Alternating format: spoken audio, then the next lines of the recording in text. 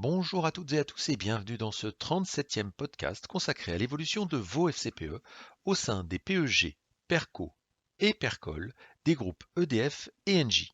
Comme d'habitude, je vais scinder mon propos en deux parties. La première concernera l'analyse du contexte économique mondial et la seconde, celle de vos FCPE pour le mois de mars.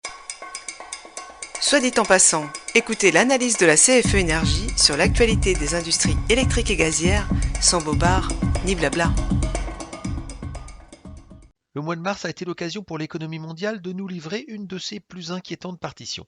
Comme toujours, les crises arrivent là où on ne les attend pas.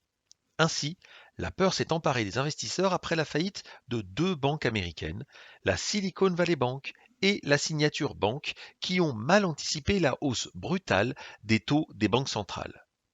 À cela s'est ajouté le rachat en urgence à la demande express du gouvernement helvétique du Crédit Suisse par son concurrent UBS. La sulfureuse banque était en difficulté depuis de nombreuses années suite à une gestion qui a été sanctionnée par la justice à de nombreuses reprises. Considérée comme systémique, elle a créé un vent de panique obligeant le gouvernement suisse à trouver une solution en 48 heures durant un week-end qui a dû paraître très long au monde de la finance. Même si les raisons de ces difficultés financières sont différentes, il n'en demeure pas moins que les marchés financiers regardent avec beaucoup d'appréhension la poursuite du durcissement de la politique monétaire des banques centrales qui n'en finissent pas de lutter contre une inflation qui commence à donner quelques signes de ralentissement. Ainsi, la Banque centrale européenne a, comme elle avait communiqué au préalable, effectivement relevé ses taux directeurs de 50 points de base à 3,50%. Mais la suite paraît plus floue, les membres du comité se retranchant derrière les prochaines publications d'indicateurs économiques. Faut avouer que dans un contexte où les faillites bancaires font de nouveau les gros titres de l'actualité, il n'est guère surprenant que la BCE préfère se laisser de la marge de manœuvre. De son côté, la Banque centrale américaine et la Banque d'Angleterre ont relevé leur taux directeur de seulement 25 points de base, respectivement 5% et 4,25%. Mais les investisseurs restent persuadés que la Fed devra rapidement revoir sa copie puisque le consensus table toujours sur une baisse des taux dès cet été. Cette crise financière de milieu de mois a ensuite disparu aussi vite qu'elle est arrivée et l'ambiance des places financières a fini au beau fixe, les opérateurs ayant rapidement retrouvé leur appétit pour le risque avec l'apaisement des inquiétudes sur le secteur bancaire et le ralentissement de l'inflation qui laisse espérer la fin des resserrements monétaires.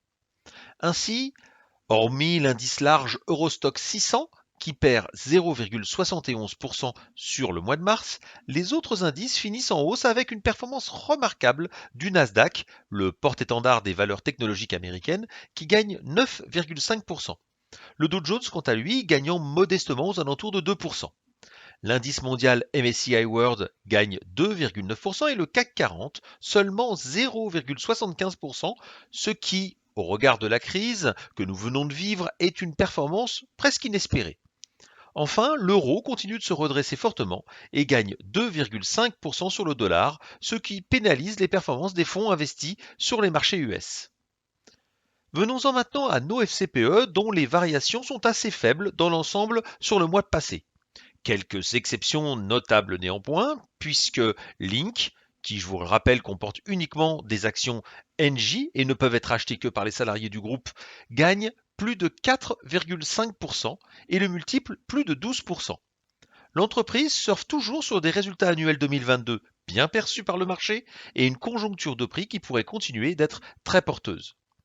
Les FCPE du Percol-Engie comportant des actions internationales sont aussi en belle hausse puisque BNP Long Terme et Comgest Actions Internationales gagnent respectivement 1,7 et 4%. A l'inverse, les FCPE comportant des petites et moyennes entreprises ont souffert de la hausse des taux, rendant les emprunts plus compliqués et plus chers et fragilisant l'économie alors qu'elles sont moins solides que les mastodontes du CAC 40. Ainsi, épargne action croissante sur le PEG et sélection DNCA Euro PME sur le Percol Engie enregistrent une baisse respectivement de 1,1% et 4,7%. Mis à part cela, tous les autres fonds varient faiblement à la hausse ou à la baisse. Voilà, c'est terminé, je vous retrouve le mois prochain pour un nouveau podcast. À très bientôt. Au revoir.